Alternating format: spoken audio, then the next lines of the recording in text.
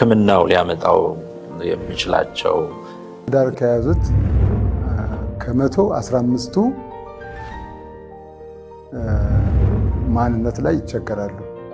ከአራት ሴቶች አንዱ ሴት በፐልቪክ ምናልባት መሃንነት ብለን የምንጠራው ነገር ይኖር ይሆን እዚህ ላይ? ፌል በማህፀን የወለደች እናት እስከ 1 ሊትር ድረስ መካከለኛ መጠኖችን ከ1 ሊትር በላይ ሲፈስ ግን ደም ከልብ ይሰራጫል። ልብ ደምን ትገፋለች። ያ የሚገፋው ከልብ ተነስቶ በደም ስር ውስጥ ወደ ሆነ ታርጌት ኦርጋን ለምሳሌ ወደ አይናችን ሊሆን ይችላል፣ ወደ አይምሮ ሊሆን ይችላል፣ ወደ ኩላሊት ሊሆን ይችላል፣ ወደ የሰውነት አካል በደም ስር ውስጥ ያልፋል።